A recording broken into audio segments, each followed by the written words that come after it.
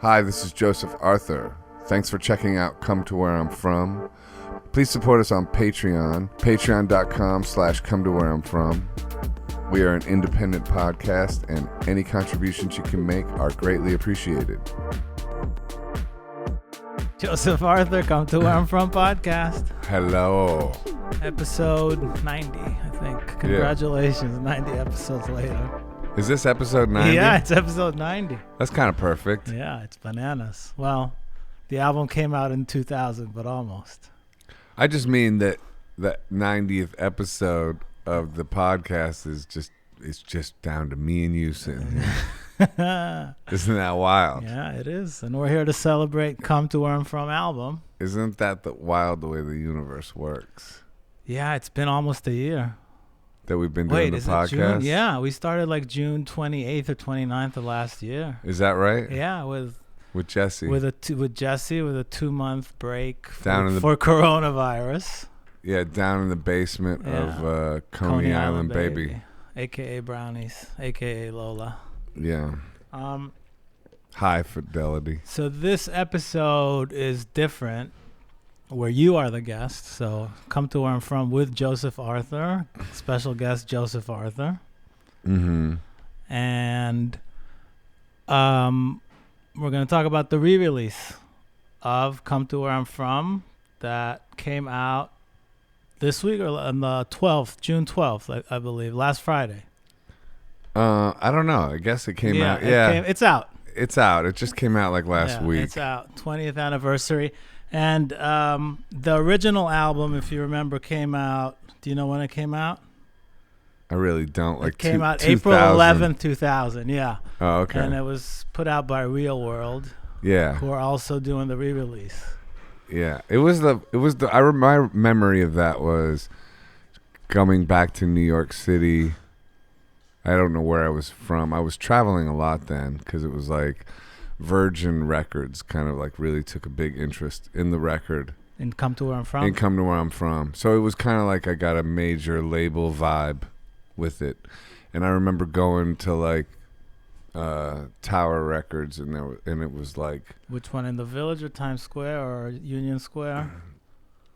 The one I get, not really in the Village, the one over by like where there was one on West 4th. By Broadway. Yeah, West 4th. Yeah, so that's the Village. It's West Village, East what Village, not like, unclear territory. That's that middle between the two villages. Yeah. But what do you call that? No, that's called Nolita. No, that's called NoHo. It's Lafayette and Great Jones there. Exactly. Yeah. Now it's Soul Cycle.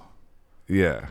Anyway, I went in there and the record was not just like in a, on the shelf normally. It had a big display in the center of the store with a bunch of them, and I was like, holy shit. And they had the headphones that you could listen to with all the stations there. Yeah, but it was, so I was like, wow, that was wild. To like, that burned in my brain because I wasn't expecting that. Like those moments. That was post-release. Yeah, that was the day it came out. Oh, okay. I went to Tower and I was like, oh, they're promoting this because my first record didn't exactly blow up. But now you mentioned the first record before we dive into Come to Where I'm From. Mm-hmm. So, just a little history. Most people who are fans of our podcast know you and know some of your history, but and we don't like to set the format where we span everyone's history. But your first album, Big City Secrets. What preceded to that, to you getting signed by Peter Gabriel's label and then putting out Big City Secrets? Well, I was like in Atlanta for about 4 years or 3 years. I don't know. It was my first like adult life moves. After high school, I didn't go to college. I just moved out to Atlanta with a band. The minute high school ended? Yeah, like 4 days later. Okay. Which band? This wasn't Frankie It was Cosmos. called, Frankie Starr. Frankie Starr. But I love Frankie Cosmos. I think that's another band. Is that already a band? I think so. Nuh-uh. Yeah, some girl. It is? It's already a thing? Well, damn, because I was about to do something with that. Frankie Cosmos. That's pretty great. So anyway. So you moved with this band? Called 10 Zen Men. Nice. Yeah, and I played bass. I didn't even sing yet. I still played bass and was slapping and popping, and it Was that a like, bar band? I mean, I don't know. It was like funk rock. You know, I don't know what you'd call it. Chuck DeFrancis and Mike Hammer was the drummer, and Chuck wrote songs. And so they were just moving there. There was this promoter in Atlanta that they knew, and so we moved down there and played a couple gigs got a gig at the Cotton Club and started touring and stuff like that. We stuck with it happening? for no, we never. I mean, it was cool. It had a thing. It definitely had an energy, and it was like. But I mean, in terms of happening, in terms of like popularity, no. Right. You know, we never really found. But you were chasing it. Going We were out we every were night. going for it. Yeah, we were kind of going for it. I mean, it was also moving and also just like so like surrogate family, you know, dealing with life and all that. Life is so intense when you're 18, you know. Tell me about it. So so yeah, just figuring it out, I guess. Was the songwriter in you then starting to like bubble up where you tried to write some of the songs, or you were just taking the back seat and sticking to bass? I was like a very creative bass player, and then I would write like instrumental stuff on my own. But yeah, I guess like more and more I was just getting interested in like people like Bob Dylan and stuff like that. And I used to be more into fusion and instrumental music and stuff like that. So then I was like, wait, I want to sing, you know, and I would sing along to things and sound good to myself. Right. Like I was like, I could sing. I could tell I could sing. And I think it turns out I could sing, you know, like, but I mean, I definitely grew as a singer. The more you do it, you just kind of grow. But I felt like, you know, I had a lot of fear. There's a lot of fear around singing. Yeah. Until you just start doing it. You say you just open air coming out, right? What you always tell people, it's not a big deal. Sustained talking. Yeah, I love putting it like that. But did you bring it up to the band and say, hey guys, you know, maybe let me sing a song? There was like no, I didn't even sing background vocals. Nothing. Like I was like considered a non-singer. Like wow. I, you know, like, and then one time I just remember real vividly one time we were rehearsing, and Mike and I were just down in the basement and waiting for Chuck, and we were going over one of the songs that had a nice melody. And I started singing it in the microphone. Okay. It's funny because like with things like singing and things like painting, it's the same thing. Like with painting, you just go to the art store and buy a couple canvases and some paints. And you could do it. You're a painter. Right. It's a weird like little doorway to go through that's just a little, it's all couple steps. Couple steps. Like it's an investment. Same thing with singing. Like you step up to a microphone and start singing while there's music playing, then you're a singer. That's it. And it was like a thing like that. It happened. Did it click then? It clicked because I heard myself over the speakers and I knew that I sounded pretty good. Like I was like, wait, I sound pretty good. All right. There's no reason I can't sing. And then from then on, I was like kind of like started, I guess, trying to write songs. And then I ultimately left that band and started my own band. Called Belly Button, and we were like, I don't know what we were, funk, rock, metal, with you as the lead, hardcore, like, yeah. And I was the singer, and I would just play ridiculously complicated rock. And were you doing guitar then, or did you? No, I played bass. I still played bass. Yeah, wow, I was singing and screaming and slapping and popping my head off. A trio? What was that? Yeah, it was a trio. Yeah, with Chad on guitar and Randy. Nice. Yeah, and it was fun. It was fun, and we went after it for a while. And then, you know, the whole idea then was like Atlanta. It was the 90s, and the whole idea was to like make people like hardcore, like thrash and scream and stuff like while you played live. Mm-hmm. Like it was really all about getting a mosh pit to go nuts. Right. Yeah. That was a huge. True. That was the point. That was the point. Yeah. I mean, it literally was just the point for so many years. And like I just remember when it occurred to me that like, wait, maybe that it doesn't have to be the point. Right. And that's when I like got like an acoustic guitar and started just realizing that when I made the song structure simple, then the melody and the lyrics could have like a space to be more complex. So it just kind of did this flip, because before I was like all the like complications was in the music and in the arrangements and all that, and so the melody and the words had to just be like they were kind of limited to where they could go. Yeah. You know, so then when I broke through there, then I just started writing these songs. I like stopped being in a band, and I just like was working jobs and just recording at night. At home? At home. On what? On like an ADAT, like by Elisa's. And you were writing lyrics down on paper and just like recording whatever. I just started writing songs, that were like more acoustic and more sort of folky, and that didn't give a shit if people moshed in a pit or not. Right. You know, it was liberating. But did you do open mics and actually play those songs for anyone? No. Just by yourself? No, I just did it like cowardly and in my bedroom. You didn't feel the need to like go out there? I did ultimately. Yeah, I started to. But I did it with a band. Never solo. I think I did, but no, I don't. Not right away. No, I still had a band. Okay. I still thought of it as band music. I made like fake drums and stuff like that, and yeah. So you recorded some tracks, and then we're trying to shop them around. Yeah, I recorded, and then, So you made a cassette tape, pretty much. Made a cassette with Belly Button, and we shopped that around and never got anywhere with that. And then, how did it work back You then? would have to send like to just random addresses. Would you open a music magazine and look and start? I forget. There was like books that had all the addresses and the fucking of the record companies, and mainly you'd get them back like return to sender. They never show. Yeah, they haven't looked at them. And the funny part about it is, none of that ever went anywhere for me. And with what ultimately got me signed, which was actually the first cassette I made with that new philosophy of simplifying the structure of the music.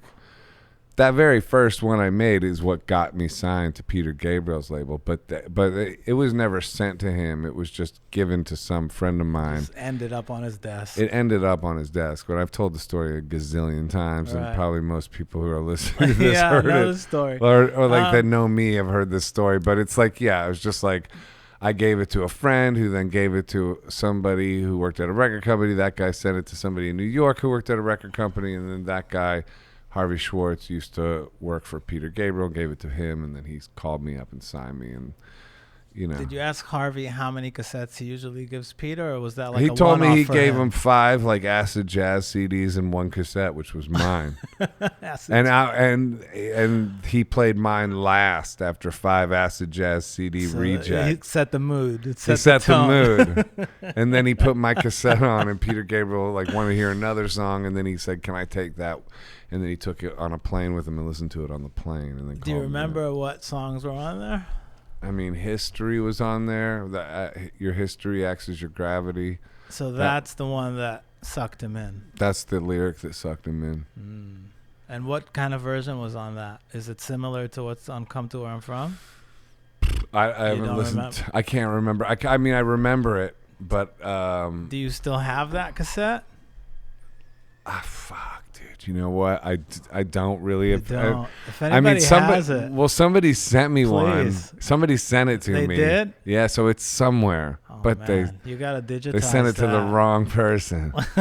Fuck, because that was like, yeah. So I don't know. I'm sure it's around somewhere. Maybe I sent it to Real World. I hope I did. I don't know. Okay, so Peter got the tape, liked what he heard on the plane, and then probably called you from the plane. No, that's dude. That's the Peter fucking, Gabriel, bro. That's the movie version. That's like the Entourage. Like I need him right away. I can't wait. Locate this dude. Dude, I can locate immediately. I can't wait for this plane. I can't wait for this. We can't wait for this land bird. right now. I gotta find a landline. Land. Yeah. That's the movie version. Land. Okay, so I've heard this story where he called and he left a message on your machine. Yeah. And then you pick up, then you get home, you listen, and then you're like, what the fuck? Oh, man. Okay. Let's fast forward to Just a little bit. Oh, come on. Come on. Holy shit, bro. We're getting there. Just what? Okay, so you get home, you play, you I press play. Yeah. I lived. I liked my little weird apartment. Then it was like this attic apartment, attic, like the top floor of a house, not addict. Right. Attic, apartment. I had a cat named Sean. Really? I never knew you had a cat. Yeah. Cool. He kind of left for the neighbors though. Which bailed is weird. on you. He sort of bailed on me. There was an old lady next door. They kind of connected. Maybe he didn't like your music, Poppy. He's like, I'm out. Anyway, so yeah, and what's the question? I listened to that a bunch of times. Right. No, of but course. then did he leave a number to call back? How do you contact him again? And then how does that conversation go? No, I think because the movie version, he sends a plane for you, and you go right ahead and meet him same day. Well, no, I don't remember if he left a number or not, and that detail. But basically, there was like another. Ended up sending another tape, and then there was lots of time where I didn't hear from them, and I thought it was gone. But then it came. Kept working at the guitar store. And it came back. Yeah, I was working full time at a guitar store called Clark Music. On Ponce de Leon in Atlanta, and then ultimately they got back in touch with me and wanted to sign me. And so when do you pack your stuff and go to record the album? And there was also I played in New York, and then that's when Peter brought Lou Reed. But we don't want to go in that. We've talked about so many times. Fez. Yeah, Fez. After that mini audition, he makes up his mind and says he wants to record. He wants to on your Real World. That's when that conversation happens. And there was like two benchmarks. It was like that thing, and then WOMAD. They asked me to come out there and play WOMAD. That's in the UK. Yeah, and I went to the UK, and then I went to Recording Week, and that's when I met like John Leckie and Chad Blake and all those people, and then I ended up just basically staying in London. But for you, so the Fez thing must have happened before that, right? But for you to play the Fez thing and to play WOMAD, you weren't really a solo artist that was used to playing on stage. No, I was. That was my first time. Those situations? You just like jump in and just go for it. You were all in. Yeah, you just like come on. It's like when you're also like when you're facing working minimum wage jobs. I mean, by that time I was 25 and I had never gone to college. Right. You know what I mean? I didn't have any other skill set really, so it was like, yeah, you just kind of got to go for it.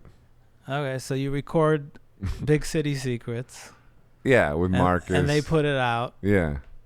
And then how long? And then I went to France, and it was like instantly pretty big there, popular in France, which was really fun. That was like my first experience of like having a kind of a success that like came down from beyond yourself. How soon after the album did they like book a tour for you? Were you out right away, or did you like wait a minute?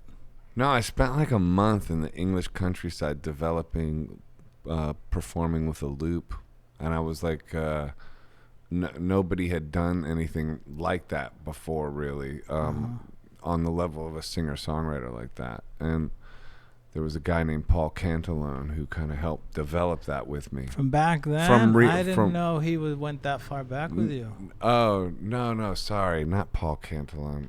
Shout out Paul Cantalone. Shout out Paul Cantalone. No, oh my God, but I'm going to flake on the guy's name. Paul. Oh no, I need to. Don't look at me. We can Google it. Cut.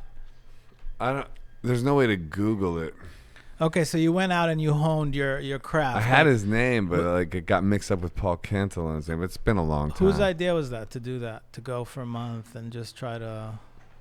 I think like Real World was nurturing me at that time, so they would do things like that. Like it felt very familiar in a way. Like they were like, take a month, we'll put you out in the country. Yeah, and we want you to develop a way that you can perform live. You know, like it was like there was a real mentoring going on. No pressure situation. I mean, I wouldn't say no pressure. You know, there's pressure, and there's like time isn't unlimited. You know. And there's quite a lot to figure out when you're like developing a new way of performing live, you know? And was that a headline tour for you? Oh, I don't. You don't remember? Nah, dude. It was just basic. Like, I mean, I can't remember. Like, I think so. They were a big machine back then. What, Real World? Yeah, in the 90s. I mean, they were affiliated with bigger machines as well. Yeah. Like, you know, you would go through Virgin, basically. So it was like you kind of like had relationships with two different labels.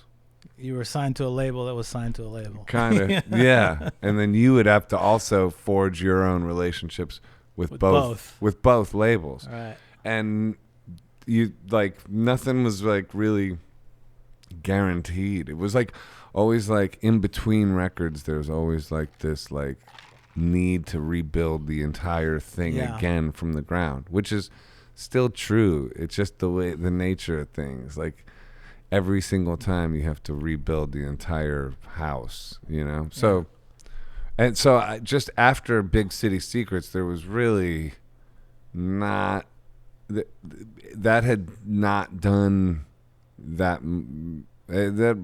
didn't do anything that impressed anyone in America. Right.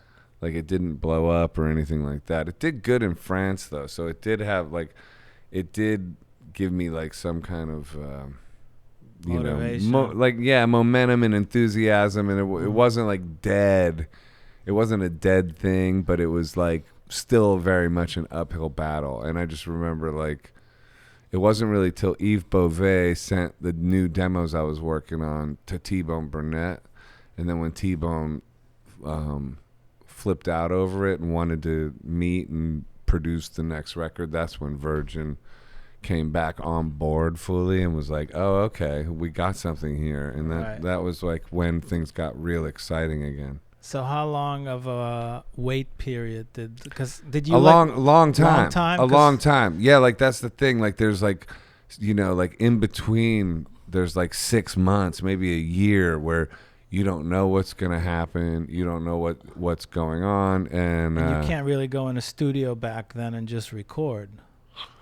Right. Like you do today. You can. I mean, like I had my own I this whole time I've had my own like home studio situations. From back then? Yeah. Even from pre-Real World. Like even down in Atlanta when I had a fucking ADAT and, you know, the things I made those original demos. That's all that's needed. That's all that's needed. Right. As long as you have that going. And I always have that. So you were already making demos for what you thought would be well, the that's next why, album. and that's why my albums were always like double albums with a set of 4 EPs and shit like that, because I had so many songs. Because there was so much time in between things, and there's a lot of doubt and fear and worry. Yeah. So you just have to kind of like, you know, hopefully it, you know, manifest it again in a way. So you made the demos and they got to T-Bone and he was excited. Well, Yves Beauvais sent them to T-Bone to say, hey, do you want to produce this to guy? try to help me out. And Yves was an A&R guy at Atlantic Records, had no professional affiliation with what I was doing, but just as like a patron of the arts type of character, a French gentleman. Right. So he set that who had like one of the best jobs in the music business for, I think, over 17 years. He was like the A&R, head of A&R of the jazz department at Virgin? At Atlantic. Oh, at Atlantic. Yeah, he had no affiliation.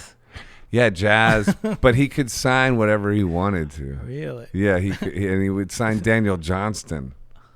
Nice. You know, that's how I ended up getting a chance to jam with him once. But right. Anyway, but so he with Jill Sobule with as Jill well, right? Sobule, You guys were in the band for him. Yeah, and even Jill used to be like man and wife, or not husband and wife. Did that show actually happen? Boyfriend and girlfriend. In the back of my mind, that show never happened, though, did it? No, it never happened. But you rehearsed. We rehearsed, and then it did happen. I ended up actually doing a half-hour solo acoustic in front of a Daniel Johnston crowd at Knitting Factory. Right.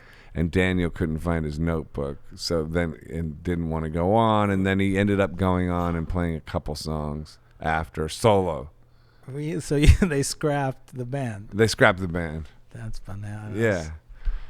But not for any reason other than it just all went a little sideways. Yeah. And so it got real trippy for everybody. You know what I mean?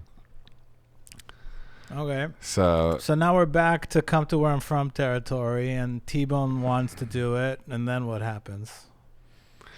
So then, how many songs did you already have? I don't even know. Like a ton. A shitload. So you had to.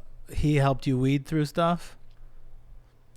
I mean, I don't remember specifics. I just remember that, like, I started going out to LA a lot, living at the Oakwoods, you know, working with T-Bone, who was just like this magical character. I mean, I don't know, just very fun to be around his energy because it's intense and smart and keyed in on things that aren't typical to people. So it's super interesting. And plus, he was investing a lot of his energy into me and into like my work and giving it a lot of love and support, which was also just like really like, I don't know, gratifying. You know, it was great.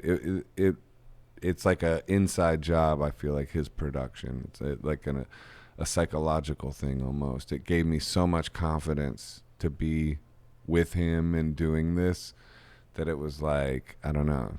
Was it a lot of one-on-ones with you and him? I mean, we kicked it, you know. We would listen to like, you know, old blues records or something together. Like that. Yeah, and there was a lot of like, I can't. It's hard to explain the way. In the studio or at his house? Sometimes at his house, sometimes in the studio. It was super fun.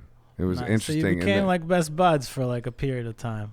I mean, I wouldn't necessarily put it that way because it was surrounding like the album. It was a job as well. For, you know, he was acting as producer and, you know, but yeah, I mean, I definitely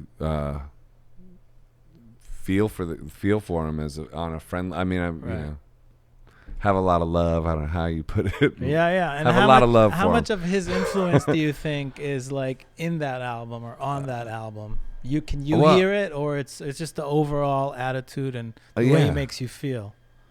No, I think there's a big influence on it. Yeah, I think his spirit looms on it, looms large and in a great way on it, you know. And where did you guys record it? Yeah, I have more of an appreciation for that the older I've become, you know.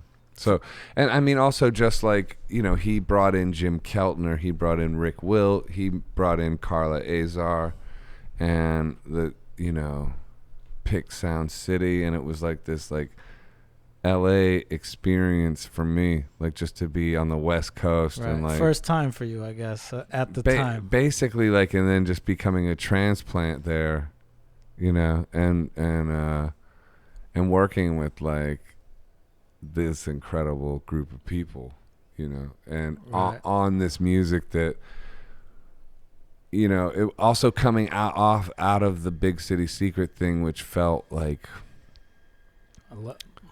I mean, were you not disappointed, but was it like? It's just when you're making your first record, and it was like, and just at that time, Marcus Stravs was like such a great producer, and also had such a strong vision, and. Yeah, it was just for Big City Secrets. For Big City Secrets, yeah. And it was like very collaborative in that way. You know, I was very much produced, I think, in a great way. I really liked that record and how it is. It's a great record. I mean, and just the way it sounds. You know, like there was no reverb rule. He came from a Brian Eno school of production. It was just very modern and punk rock in my mind. You know, but But I wanted to make something that was like super free. And who connected you with him? Like I had that Velvet Underground aesthetic and that Nirvana aesthetic, and just that, like, I like that music, like Jackson Pollock painting type of thing. I wanted to do something like that. And so there was a good energy of that going into this, making a Come to Where I'm From. You know, it was very different than Big City Secrets in that way. Like, that's why they sound so different. Well, were you wanting to like let loose on Come to Where I'm From, sort of like just literally a little bit out of the box and just go crazy, and T-Born facilitated that for you? Or you felt like he gave the permission to, like, okay, this is, just go with it? Yeah, that definitely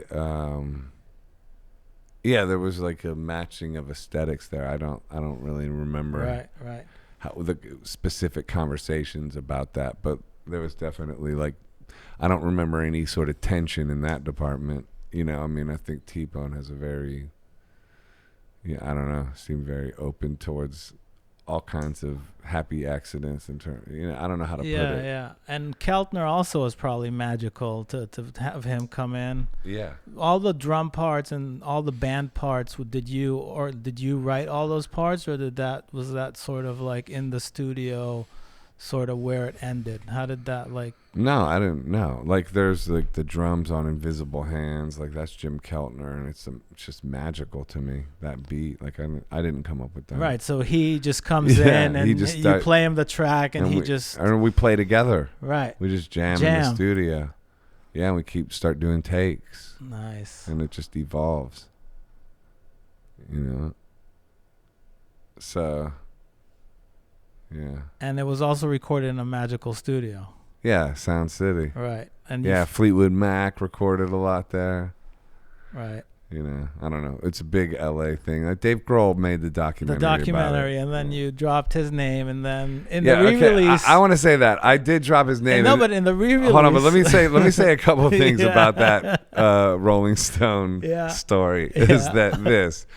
I did mention that he did do a version of In the Sun. He did. Right. And I mentioned it. How did that happen? And then it becomes a headline in Rolling Stone. Wait, let me. I heard of that before Rolling Stone, that Dave Grohl was involved in the re-release. I know, but I'm trying to make another point. Yeah. Let me make this point, and then let me make this point, and then we can keep going. All right. Yeah. Point is, I did not. Then it goes into a headline, right, and it overstates Mr. Grohl's involvement. Of course. Okay. Yeah. So that's what I just want to say. I did not push it. And then let me just finish.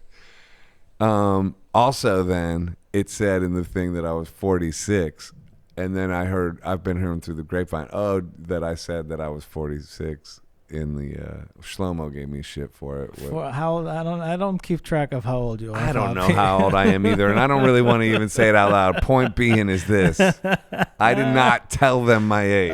They looked it up. They just looked it up. They somewhere and got changed your page. And got the wrong age. Yeah. So okay, I'm just setting some records. No, but listen. Hold on, I'm not done. Yeah. I'm just setting records straight here.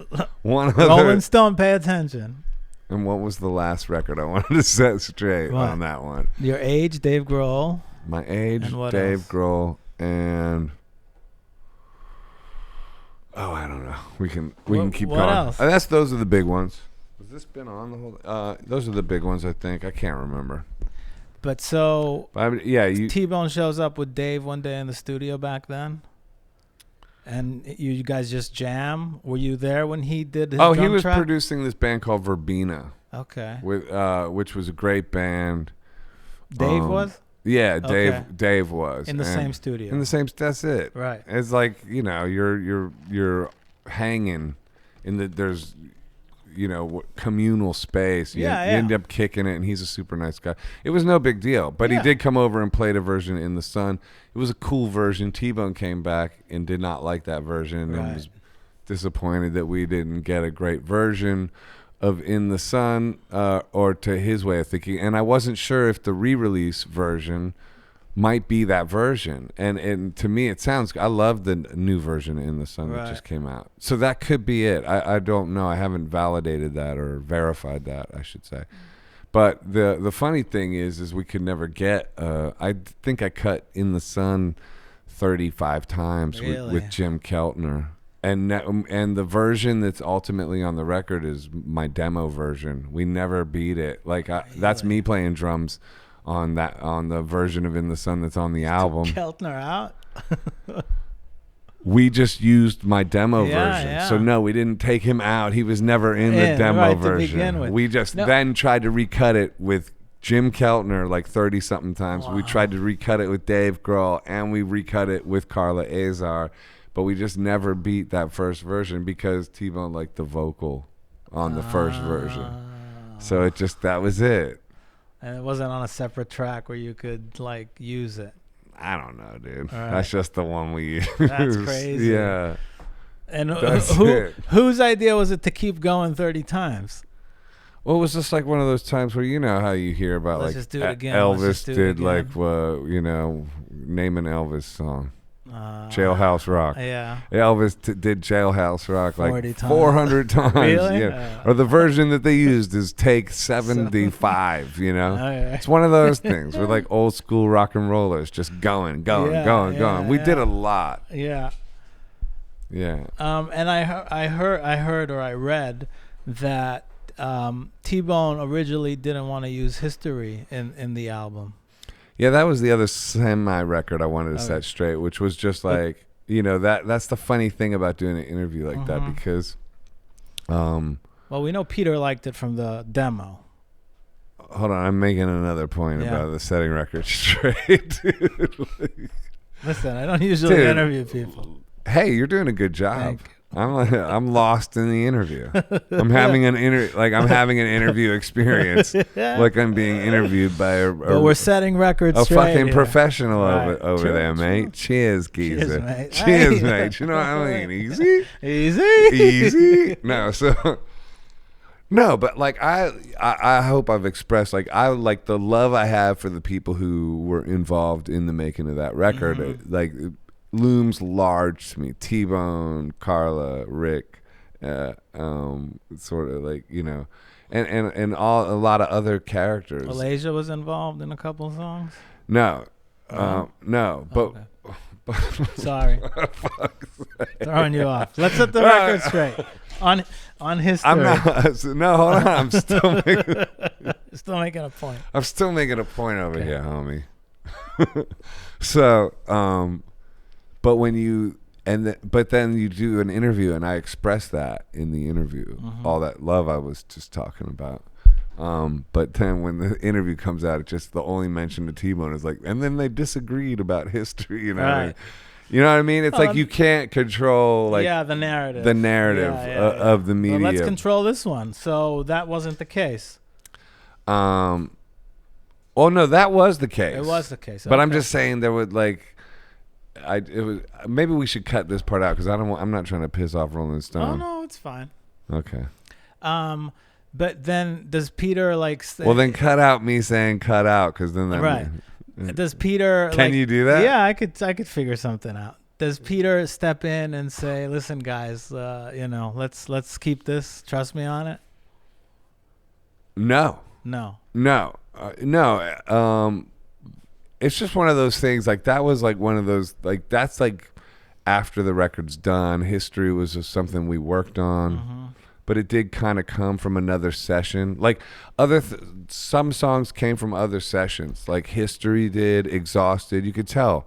Right. Like Exhausted was done during the Marcus Draves, during Big City Secrets, and you can hear the electronic drum stuff like that. But the fact that electronic drum makes its way on Exhausted and History to me really work on the record still, even though they kind of veer out of that sort of all organic feel. They do it in a way that I think is like a breath of fresh air in the record, and fits. Right. And in the re-release there's 13 new tracks that were from the same sessions that got cut out. 13 new tracks. Well, there's some live songs from the Gypsy Tea Room that sound fucking fantastic. Oh, thanks. And then you have a couple of other songs like California on there. Oh, right. And some alternate versions and some other songs. So those were left out and you never reused them. And then who brought up the idea, hey, let's do the 20th anniversary and throw these old tracks on there? I just got a call from Keith, my manager, saying like, hey, Real World wants to do a 20th anniversary re-release of Come to Where I'm From, and would you be interested in helping promote it? Mm-hmm. Basically is how that goes. And then I was like, yeah, of course, that's awesome, let's do it. And then oh yeah, they got this bonus album, and then they sent it to me, and I was like, holy shit. It was like listening to those songs, I was like, I remember these songs were like amazing to me then. Right. And the fact that they're like seeing the light of day is very gratifying to me. Like, so they were fully mixed from back then. Yeah, we didn't do anything. Think to them as is. Nothing. And there's Heavy Bullets in there. Yeah, and there's that different version of Exhausted and In the Sun. There's California. There's Frozen Girl, 40 Days, 40 Nights, ski or snowboard, and the Cocaine Blind. And then for you, when you get them and you listen to them for the first time, does it sound, what is it in your mind? You said, oh my God, these are amazing. Does it sound fresh to you, or does it throw you back to then and you're like, oh, I remember this? It blows my mind. Do you want me to read you a poem I wrote about that? It? Yeah. Please. And all this happened really quickly, right, before you start the poem? Because I found out about this re-release like a couple weeks ago, and I was like, wow. Yeah. Yeah, it all happened really quick. It was like just out of the blue. So this is called Heavy Bullets. Heavy bullets from the past. What a gift this life is. What a glorious gift. Often submerged in darkness and despair, so thick you can barely see it. But what a gift. What an unexplainable, unimaginable gift. Heavy bullets like memories, those chances when your dreams could come true. Have you ever been there? Have you ever been lucky enough? Hey man, there's a revolution in the air. I feel heavy bullets flying everywhere. We can go high together, 'cause I know you'll never be less than free. Goes the song Real World sent me 20 years old, a voice from my past, my voice, having a conversation with me here now, like cryptic notes from a bygone era, or like an episode of Lost or The Twilight Zone, where you get to visit your past through a dirty black and white TV, the antenna a coat hanger bent to look like who you were supposed to be. Songs work like that. Submerged in your subconscious, they come popping through like oracles telling you your future, and at the same time revealing the idiot wins of your past, like opening up an old book of photos you never thought would last. But the photos turn to dreams, come to life and stand before you, phantom fighters, bending your mind for deep review. You never let them make you slave. I'll throw my flowers on your grave. From in the distance, you were your own worst enemy. You never let yourself get free.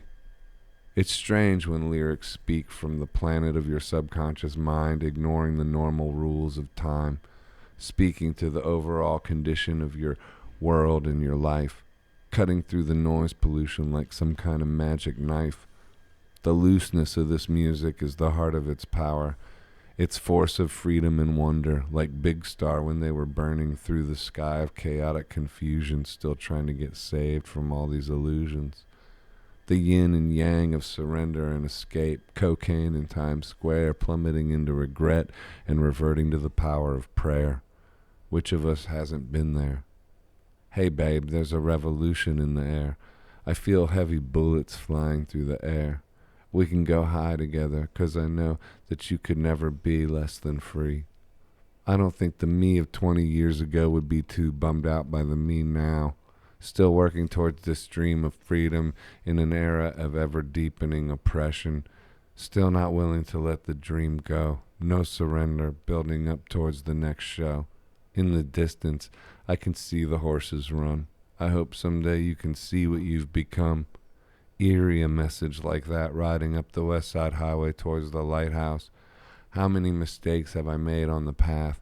Too many to count. But the mistakes carve your shadow into form so that you can fight, dance, blow off, and ultimately reconcile with the side of you that tried to put you deep in the dirt. These old songs sing to me from a time I couldn't see where the voice was coming from. Sung from this future self, hearing them now, as if for the first time. Heavy bullets indeed. Indeed. That's long as hell, dude. Well, when did you write that? I wrote that, like, you know, I don't know, a few weeks ago, like when I was listening to what Real World sent me, basically. You know, though they asked me to write, what do you call it? Like a little blurb. Exactly. And a lot of often sent them a whole. I just sent them that. Oftentimes, like, that's what a little blurb will turn into, like just a poem. Like, I revert to poetry. Right. It's more easy for me. Did Peter give you a call about this re-release, or did you discuss it at all with him? No. We talked. We talked back via the email or something, like at the beginning of quarantine time, talking about Corona and stuff, checking in. But we didn't talk about this. But yeah, I should reach out. Maybe. Yeah, probably a good idea. I love the guy. Yeah, he's like a mentor to you. I've met him through you. We've gone to a couple of his shows. Definitely, and he always makes a point to like meet you, and he's very nice. He is very nice. Very humble, very gentleman. Nice. Yeah. And he is a mentor. Yeah. You know, he was a huge presence in my development in my life. I'm really grateful to him and Real World. I mean, I really, really love.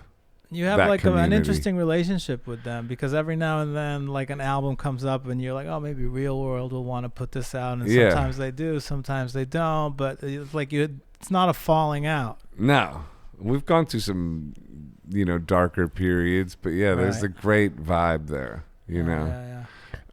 So and it's cool. It's like family, though, you know. It's gone through ups and downs, but that is the nature of family.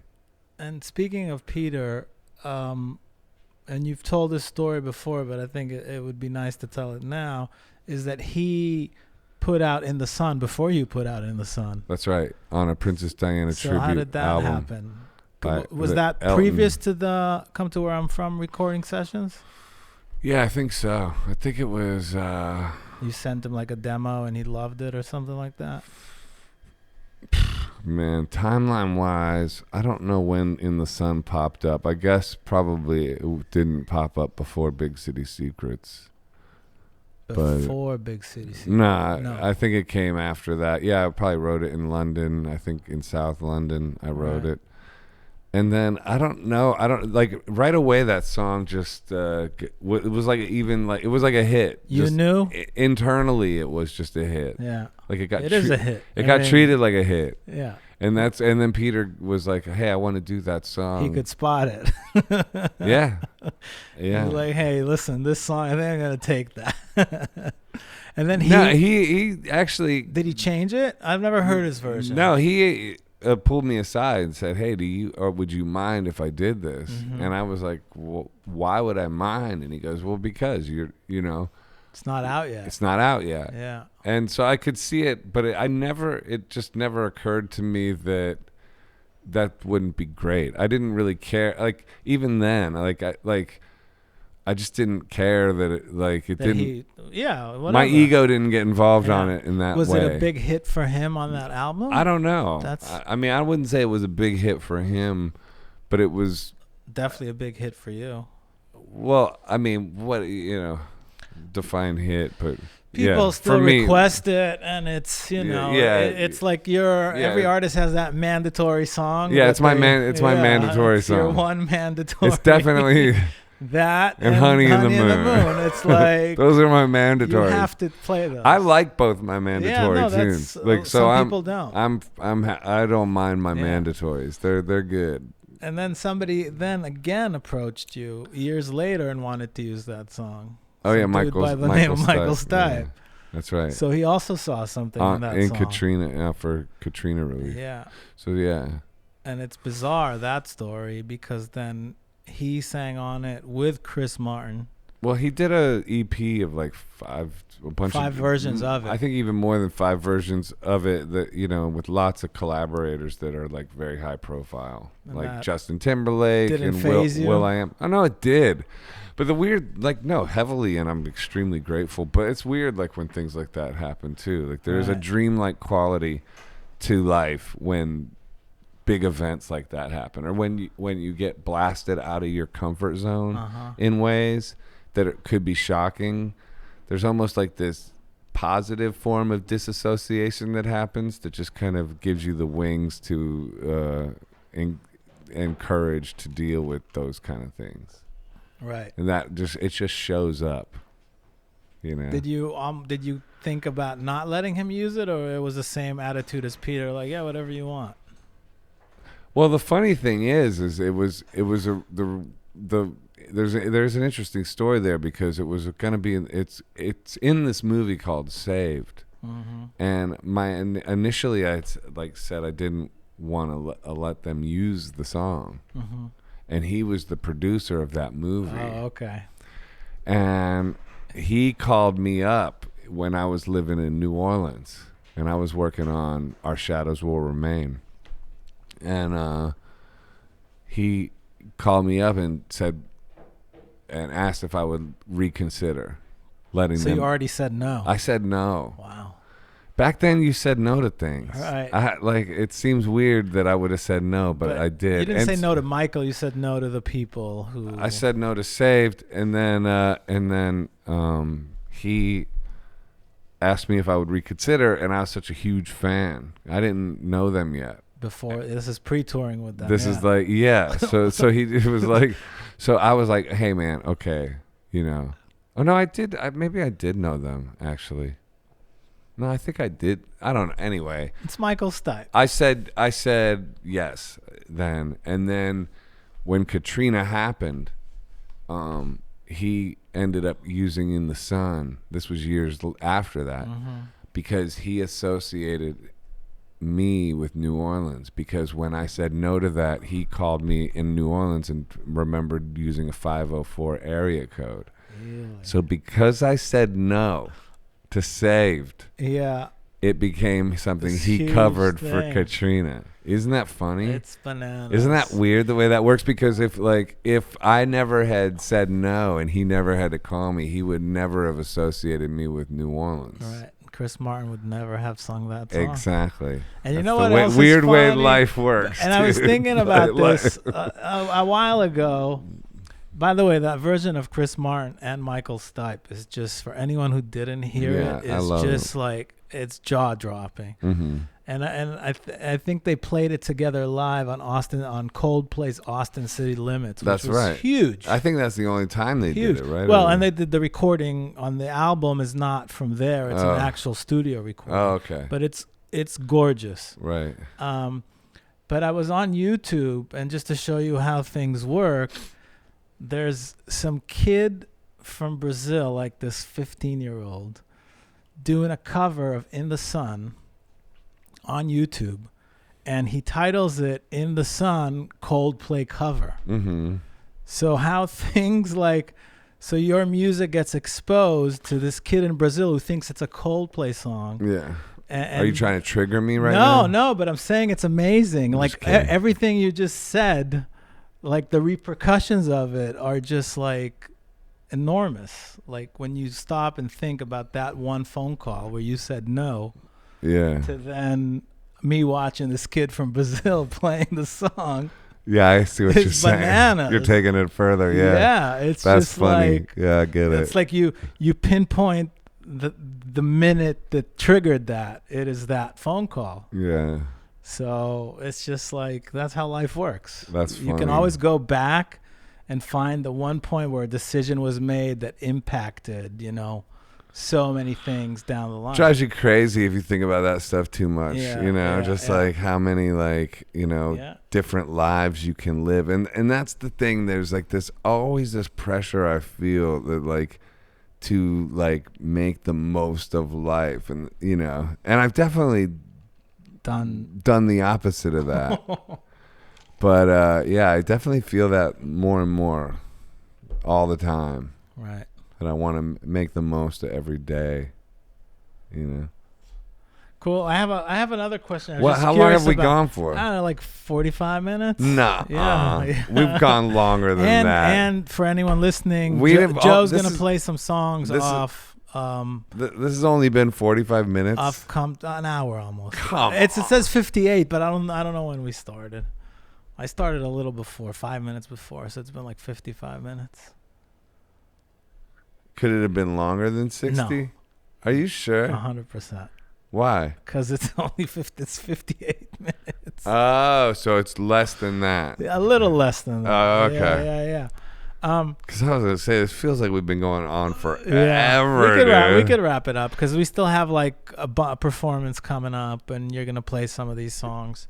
In 1999, a year before Come to Where I'm From, there was a CD called Rusty Water. Yeah, that comes from California. That lyric, you know, like that Virgin put that out. Then there were like 13. Nah. Yeah, there were 13 songs on that album, and most of them ended up being on Come to Where I'm From a year later.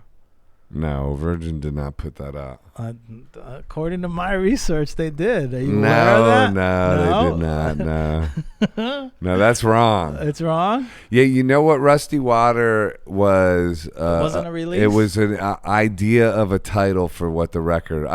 The record was gonna be a double record called Rusty Water. Okay. At one point, and it's basically what now we have. Actually, Come to Where I'm From, like with the deluxe edition, is basically it was gonna be. That was Rusty Water. That was Rusty Water, but you know what? It probably was gonna, and it was also Vacancy. The EP before Come to Where I'm From was called Vacancy, and that was which you were nominated for a Grammy for. All part of the same session. Really? Yeah, all of it was the same thing. It was like the pile at the end of the Working with T-Bone and them had Vacancy in it, had In the Sun, and had Come to Where I'm From in it, and had this new Heavy Bullets material as well. So tons. And so from that we made this EP. Oh, let's make this first release will be this EP, and we'll call it Vacancy, and that will make it seem like it's more indie. Like they even put it out with like a Portland label it was affiliated with. Right. To make it seem... To push the indie. To make it seem more indie. Yeah. Even though it was genuinely indie already. Like that's the fucking ironic thing about it. That's funny to think about because it went from an indie label, which it was a product of, to a major label, who then funneled it to another indie label to make it seem indie again. It's like laundering money. It's like laundering money. So it was like through 3 labels. Like that's funny. Isn't that wild? So then there it is. That's basically. Right. And you've grown since and put out dozens of albums. Nope, stayed the same. How is your writing process different today than it was back then when you look back at it? Other than that you're mature. I don't know. I go through different phases of writing, and still it's like art evolves in this like I don't know, it's at this really slow pace, I think. I just feel like, but you go through different phases and different experiments, I guess, with it. So, I write like with an acoustic guitar in a very folk style, and then I write with like drum machines in a much more sort of experimental and the drum machines, electronic style, and I really like both. I'm tending lately more towards the acoustic folky thing again, because it just feels good with like this quarantine time, for me. But I really like playing against just rhythms. Like Tom Waits had the thing where, his singer-songwriter stuff versus when he was like just in a room with like a fucking sledgehammer and a trash can and like, You know, Yeah. those two different styles of Tom Waits writing. I relate to that. Like, I like that sort of more traditional, beautiful song thing. I like a simple song. I like trying to make I think it's still fun to try to make a simple pop love song that's really good. Like, that to me seems like a cool way to spend an afternoon. Yeah. But also, like, trying to push envelopes and go and to do other things is obviously, like, needed too. So constantly writing for you, that I know you do, goes all the way back to the 90s. You've always been like that. Pretty much. You know, there'll go periods where you let it go. I've been doing the morning pages lately. I did it today. That really helps. For songwriting? It fucking does. It really works. Like, just for poetry or whatever.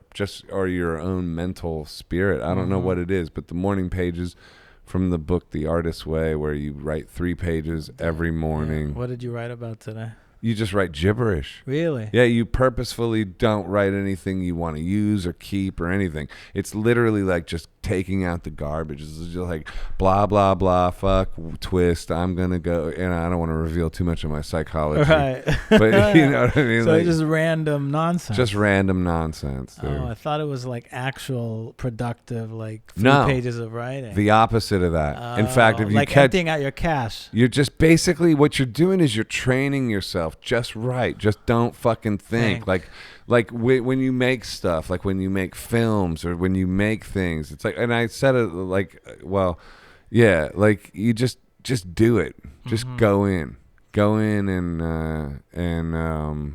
don't overthink it. Like, thinking sort of stops the thing. So yeah, morning pages, it's that it kind of pushes you just to like go for it. The best is yet to come. Cool. Okay, well, that concludes our Come to Where I'm From podcast on Come to Where I'm From, the album. Dude, I think you did a really good job. Thank you. Thanks for interviewing me and for doing that and for having the idea to do that. It wasn't, I don't know, I felt easy about it. Yeah, no, I felt like no pressure. I actually did feel like a guest on the show. I really did. Like, I felt like it was somebody else's problem. That was my attitude about it. Well, it was fun. Thanks for... it was fun. Yeah, it was fun. And the album's available good everywhere. Good work in the field, dude. And Joe will play a few songs now. More than a few. A shitload. Some new ones, and mostly Couple Come new. to Where I'm From classics. Couple outtakes. Couple intakes. Thank you for all our listeners and supporters on Patreon, and please keep supporting. We're gonna keep these podcasts coming. We're gonna keep going. Yeah, we've got some exciting ones coming up. And that's it. Thank you very much. Thank you. See you soon.